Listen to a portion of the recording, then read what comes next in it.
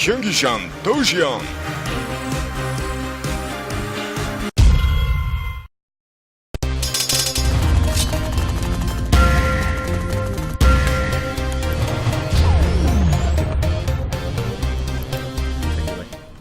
Alright, ladies and gentlemen, here we go. Down to the bottom left-hand corner of Daybreak, we have Complexity MVP Tails as our red Protoss player. His opponent in the top right-hand corner, hailing from Team ReIGN, that is the French-Canadian Slush. He is our orange Zerg player. So, you know, Tails is a guy who actually has done pretty well in IPL events. He tends to enter all of our qualifiers and stuff like that. And he ended up going to, he qualified through our online qualifiers for the multiplayer I-44 LAN, and he actually got second place to Stefano there. So he captured quite a bit of money. And because we were going to invite Stefano to IPL 4 anyway, we actually then extended the invite to Tails. So he will actually be joining us as a seed at IPL 4. Looking forward to it. That's very exciting. I love how we're kind of branching out and inviting so many people to the scene now.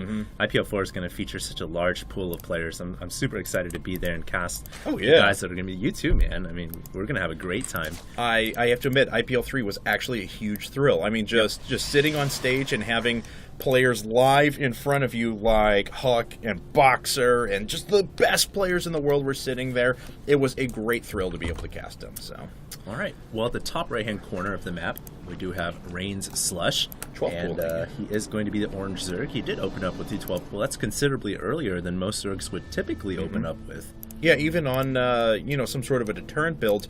By deterrent, I mean you're trying to ward away that probe that annoys with a pylon in the natural or something like that. Usually 14 pool, something like that. Or if people are doing the super, I don't want to call it super early pool, but, you know, the 11 pool, econ builds into queen and stuff like that, but you make sure you're protected against cheese. So 12 is just a little bit different timing. Yeah, I haven't seen a game of Slush in a very long time now that I think about it. You know, he's a player who I think is very underrated, and he definitely doesn't get a lot of attention because he doesn't compete in a lot of these high visibility but smaller tournaments. He just goes to the very big tournaments and is a pretty soft-spoken guy, doesn't stream a lot, stuff like that. But he is a staple of ReIGN, and he's been playing for them for a while. So let's see what he does here with this 12 pool. 4 Zerglings on the way and a queen already. So, you know, you were mentioning before this is kind of like the 11 pool, and I'd have to say it is almost like the 11 pool. Yeah.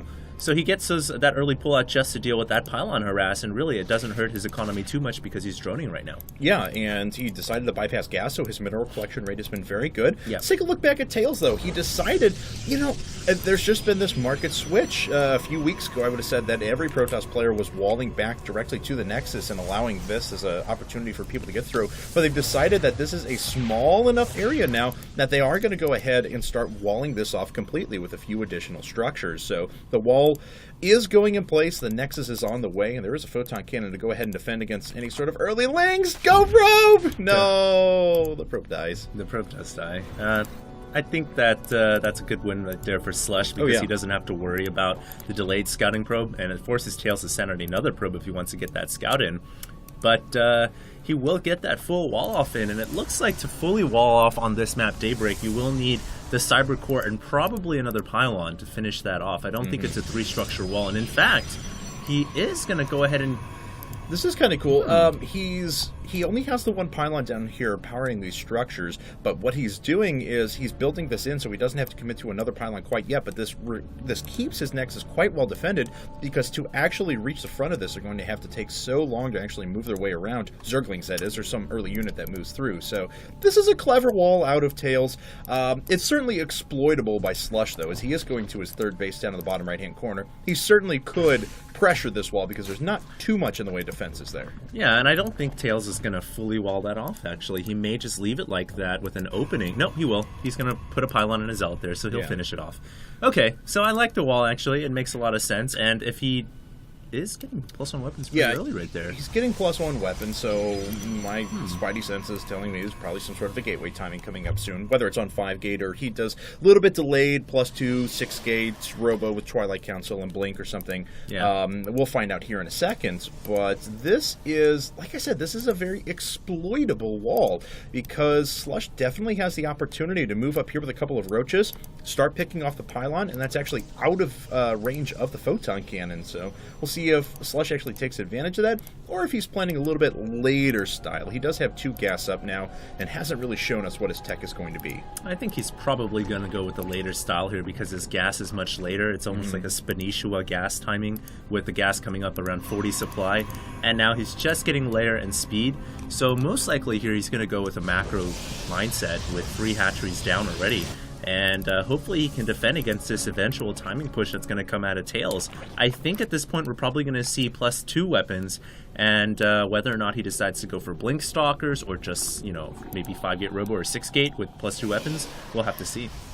And looks like Warpgate just finishing up at about the same time that weapons number 1 does. His sense of timing is very, very good at the moment. He's just on 4 gates now. We'll see if he tries to pressure. That is a crawler. At the third. Oh, down at the third. Yeah, it was okay, right there. Gotcha. Yeah. Yep, I see it. Okay. Yeah, but he has gone into Roach Tech. Nothing too out of the ordinary here. Layer's going to hit just when that Roach Horn finishes as well, so he's going to have very early Roach speed, and he'll be able to just mass a bunch of units. Look at this, preemptively putting up 12 wings. He does have a few extra larvae on the ground as well. Roach speed has started right away. Has an Overseer coming up as well. So he is going to be well defended against any sort of a gateway push from Tails. Yeah, a lot of Zergs now kind of realize, and I think they have for a long time, that around 8 minutes, that's when you want to cut drones and start producing attacking units, because the 9-minute mark is when Protoss players will come in with that timing push. Yeah. So Slush is kind of all over that, Cats, and he's going to be well prepared, I think, for any kind of an attack. Plus, that Crawler at the third is going to be pretty nice, too. And look at this, the Zergling will kill off the Probe, which is going to delay the Nexus, and scouts the eventual third coming up. Yeah, definitely. And we'll see if... oh, wow, and Slush already has units in position to defend against the push as well.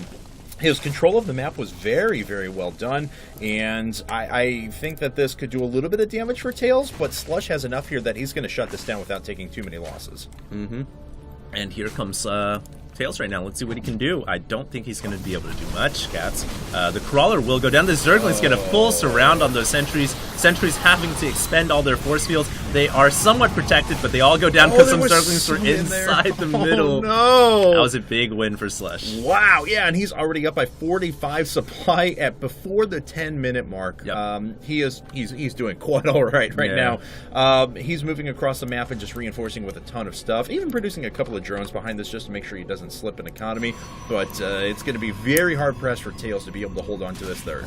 Yeah, Protoss lately have been having a hard time dealing with Zerg. I think the number one issue with Protoss really is the PvZ matchup right now. Zerg seemingly having a big advantage now as long as he can hold off that early pressure timing, and that's exactly what Slush did. And now he's got total map control. He's going to break down the rocks leading to the natural, and so many avenues opened up for Slush. Oh yeah, force fields are not going to present that big of a problem for him anymore, especially with just the mass number of units he has. Infestation Pit coming up because he is the blocked. Sentries! Oh no, those Sentries are doomed! Bye-bye. I'm just be watching the resources just fly away for Tails right now. Oh my god, that was like 700 gas. It just hit the toilet. Yeah. And flushed down they go. Oh god. So the last couple of Zealots are going to go down as well. Just a handful of photon cannons defending the third. But there's nothing defending the natural, and I do mean nothing. These probes, yeah, they're not going to stand a chance. They're all going to go down. And a few units warping in here on the high ground. Nice job at forming a little bit of a wall so we can set up the preemptive force fields, but look at that, a couple of roaches sneak their way through and are able to deal with the sentries that are sitting out there. Yeah, it looks like the natural is going to probably go down, and Tails has to GG out. That was a bit of an unfortunate turn of events for MVP Tails. Yeah, it really was, but ReIGN does take game number 1 in the set, and they're going to go to game number 2 up 1-0.